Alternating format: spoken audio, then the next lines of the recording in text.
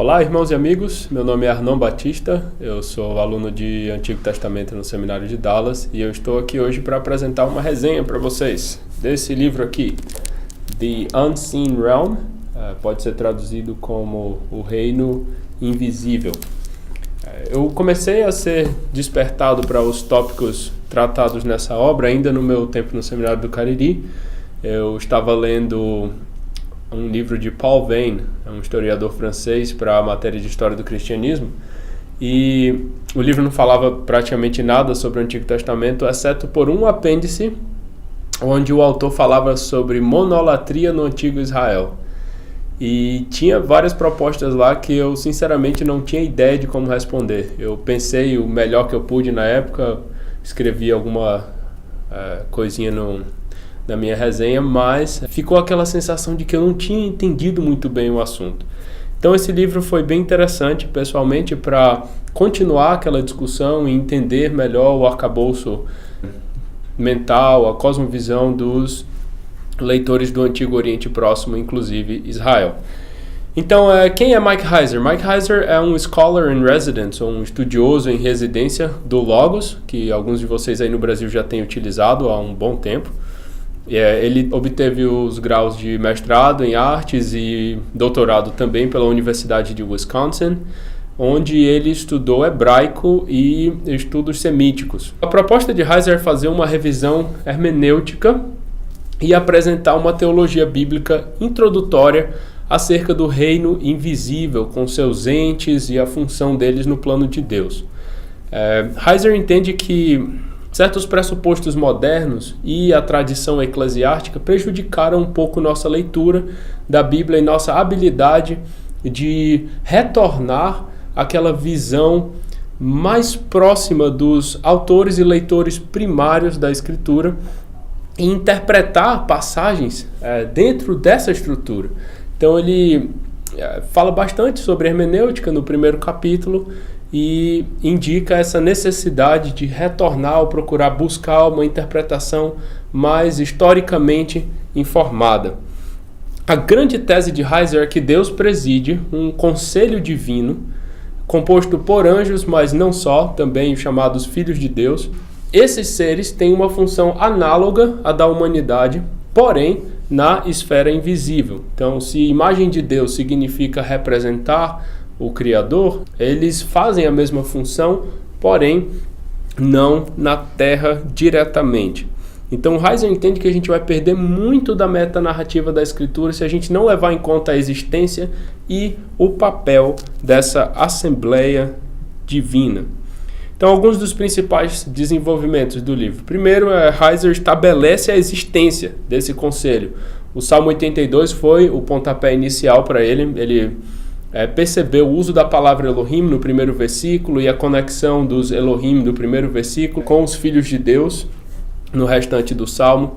E leu Jó 38, comparando os dois e percebendo que esses filhos de Deus, seres divinos, também chamados de estrelas da alva, na passagem de Jó 38, já estavam presentes com Deus antes mesmo da fundação do mundo. Quando Deus estava lançando os fundamentos da terra, eles já se rejubilavam na presença do Criador. Então, com isso em mente, Heiser vai para Gênesis e lê os pronomes plurais lá, não como simplesmente pronomes de majestade, mas Deus se dirigindo a essa Assembleia Celestial. E a implicação básica ali seria que quando Deus fala, façamos o homem à nossa imagem, esses seres foram também criados à imagem de Deus, mas não para representá-lo diretamente na terra.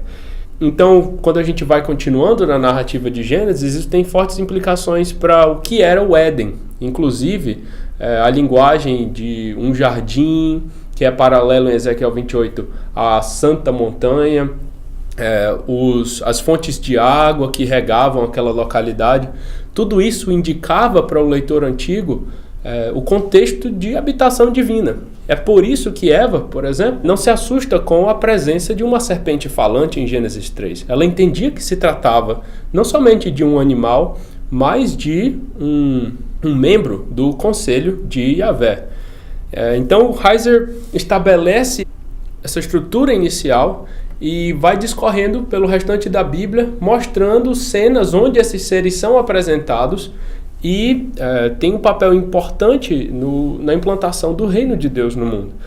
Outra passagem bastante interessante, e inclusive que a gente debate muito, Gênesis 6, ele argumenta que não tem uma alternativa plausível que não seja interpretar os filhos de Deus ali como seres não humanos.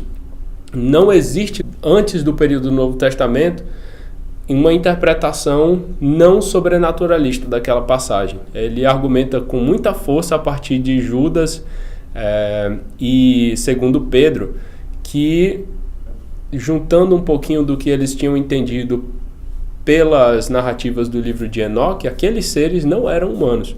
Então Heiser tem uma argumentação muito forte para essa passagem de uma maneira que eu nunca tinha visto, pelo menos representando essa posição.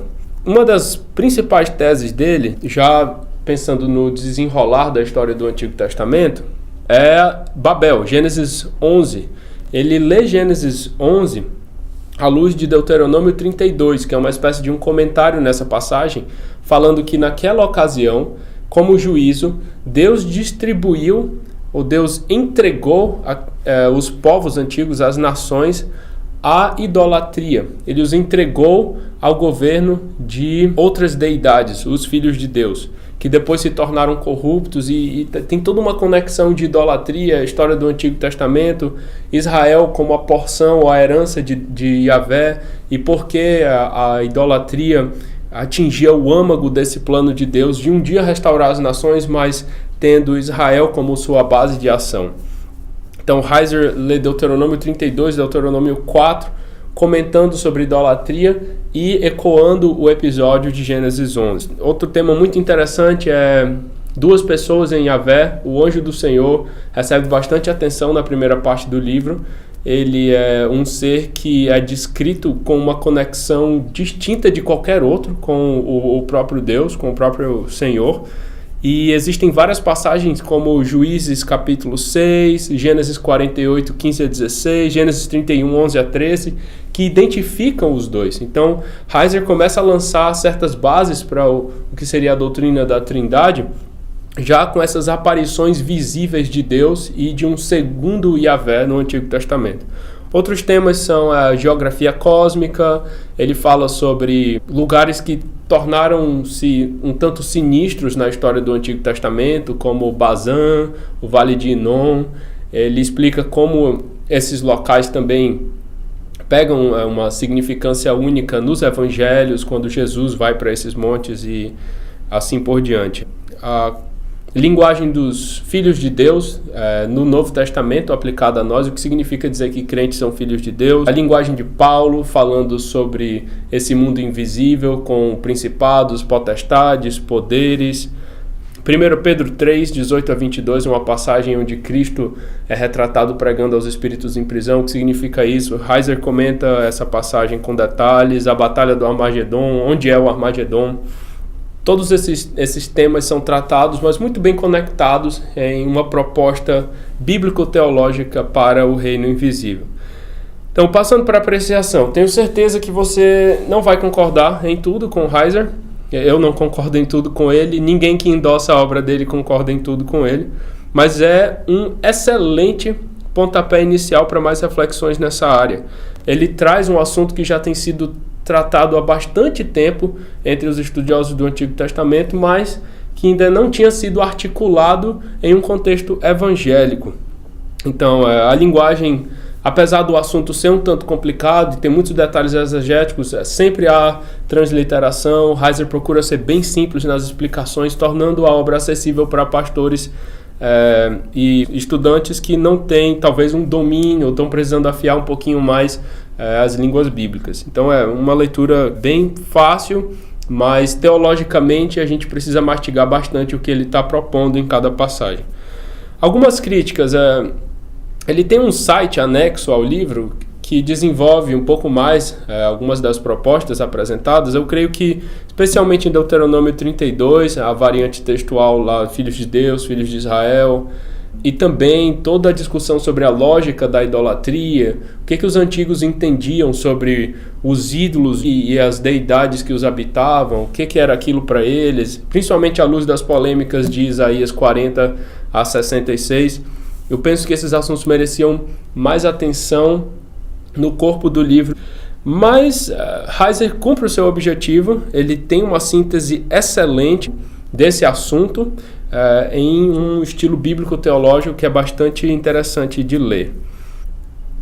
Eu diria que outro tópico que merecia talvez ser qualificado um pouco mais é a discussão sobre o papel da tradição e do contexto histórico na exegese. Heiser fala sobre ler a Escritura a partir da cosmovisão do leitor antigo e não da tradição eclesiástica.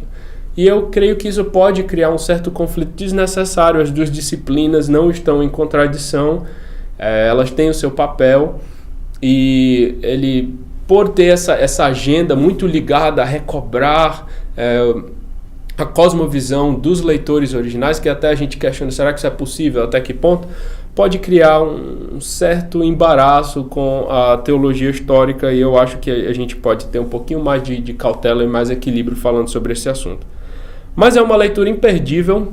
Se você quiser aprender um pouco mais e ganhar novos horizontes no seu entendimento das Escrituras sobre esses assuntos, o meu desejo é que a obra seja traduzida em breve, e pastores no Brasil, professores, alunos de teologia tenham a oportunidade de debater e discutir um pouco mais esses assuntos e aprofundar no testemunho da Escritura acerca do reino invisível, seus entes, e o que Deus está fazendo no plano dele com não só a humanidade, mas também com outros seres que ele criou. Então que Deus abençoe a todos, muito obrigado e até a próxima resenha.